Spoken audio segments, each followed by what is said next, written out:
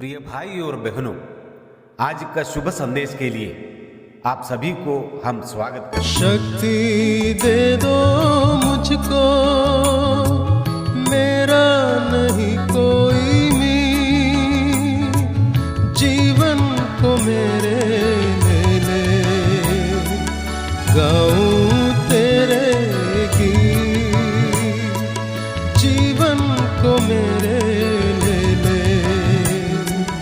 गाऊं तेरे गीत। वंदना करते हैं हम, वंदना करते हैं हम, वंदना करते हैं हम, वंदना करते हैं हम। आज का संदेश प्रभु के दास जोश के प्रकाशम से बांटा जाएगा। प्रार्थना के साथ सुनिए।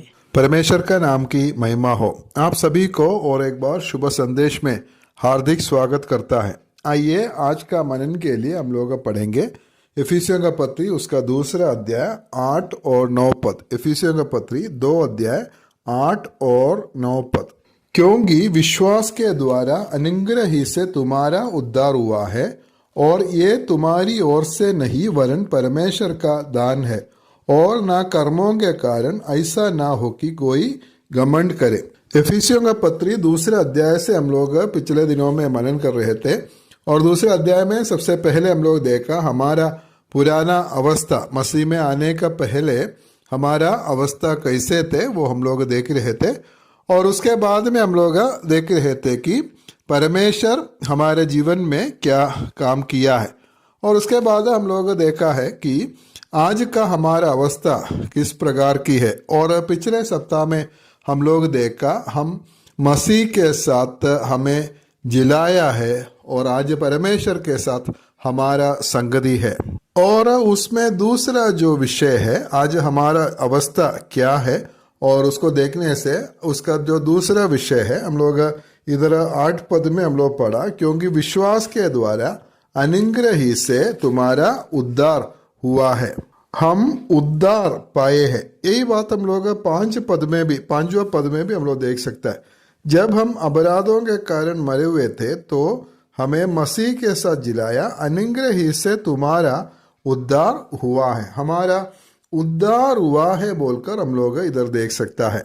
उद्धार का मतलब है खतरे से बच जाना, और परमेश्वर हमें बचाया हमारा पाप से, और पाप का दंड से परमेश्वर हमें बचाया है।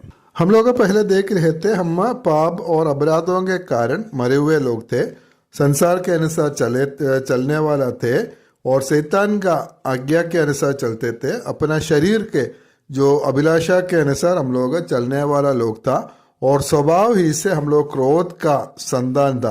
परमेश्वर का दंड हमारे ऊपर आना था, क्योंकि हम लोग पाप में हमारा जीवन जी रहे थे।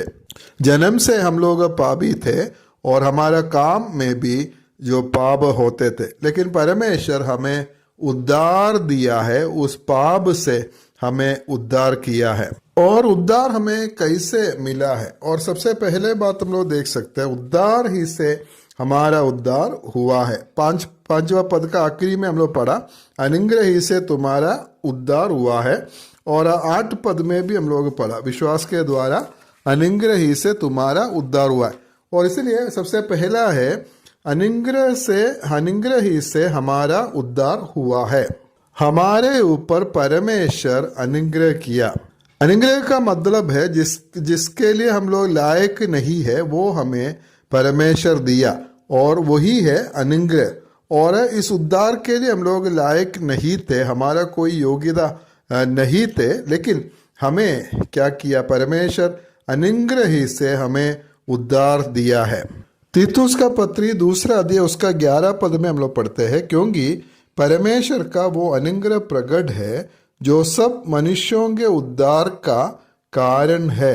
परमेश्वर का अनुग्रह प्रकट है, और सब मनुष्यों के उद्धार का कारण है परमेश्वर का अनुग्रह है। कोई भी व्यक्ति परमेश्वर का अनुग्रह से उस उद्धार को प्राप्त कर सकता है। परमेश्वर अनुग्रहकारी है, और उद्धार के लिए परमेश्वर हमारे ऊपर अपना अनुग्रह को दिया है और हमें कैसे उद्धार मिला है। और दूसरा बात है, हम लोग इधर 8 पद में पढ़ा, क्योंकि विश्वास के द्वारा अनुग्रह ही से तुम्हारा उद्धार हुआ है। परमेश्वर का अनुग्रह सबके ऊपर है। परमेश्वर अपना अनुग्रह किया और हम सबके ऊपर परमेश्वर का अनुग्रह हुआ है, लेकिन उस अनुग्रह को हम लोग विश्वास के द्वारा हम लोग प्राप्त करना है, अपनाना है, तभी उद्धार का अनुभव में आ सकता है। जब तक हम विश्वास नहीं करेंगे तब तक ये उद्धार हमें नहीं मिलेंगे। परमेश्वर हमारे ऊपर अनुग्रह किया है, लेकिन विश्वास के द्वारा हम उस उद्धार को प्राप्त करना चाहिए।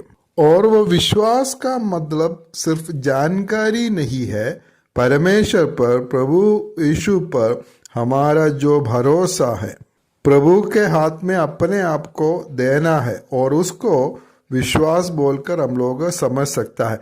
प्रभु यीशु मसीह के बारे में जानने से नहीं होगा। बहुत सारे लोग प्रभु यीशु मसीह के बारे में जानते हैं और अपने आप को मसीही बोलकर बोलते हैं, और इसी प्रकार जो नामधारी मसीह होकर चलने वाला बहुत सारा लोग है और वो लोग बोलता है कि हम लोग प्रभु यीशु मसीह पर विश्वास करते हैं, लेकिन वो विश्वास नहीं है। विश्वास तब होता है जब प्रभु के हाथ में अपने आप को दे देता, प्रभु के ऊपर संपूर्ण रीति से भरोसा रखकर अपना जीवन उसके हाथ में देना। इसलिए अनुग्रह ही से और विश्वास के द्वारा अनुग्रह ही से तुम्हारा उद्धार हुआ है। और इसलिए ये उद्धार के लिए विश्वास और अनुग्रह ये दोनों का जरूरत है। जब हमारा विश्वास और परमेश्वर के अनुग्रह जब एक साथ मिलता है तब क्या होता है, हमारा उद्धार होता है। और उद्धार हमें कैसे मिलता है, तीसरे बात हम लोग इधर 8 पद में पढ़ता है, ये तुम्हारी ओर से नहीं वरन परमेश्वर का दान है। उद्धार परमेश्वर का दान है, वो मुफ्त है। उद्धार के लिए हम कोई भी काम, कुछ भी काम हम लोग नहीं करना है, उसके लिए कोई पैसा नहीं देना और उसके लिए कई जगह जाने का जरूरत नहीं है, कोई भी प्रयत्न करने का जरूरत नहीं है। परमेश्वर का दान है, परमेश्वर मुफ्त से ये उद्धार देता है। और लोक का 9 पद में हम लोग पढ़ता है, और ना कर्मों के कारण ऐसा ना हो कि कोई घमंड करे। और उसके लिए हम लोग उद्धार पाने के लिए कोई भी काम नहीं कर सकता है, कोई कर्मों के कारण हमें उद्धार नहीं मिल सकता है।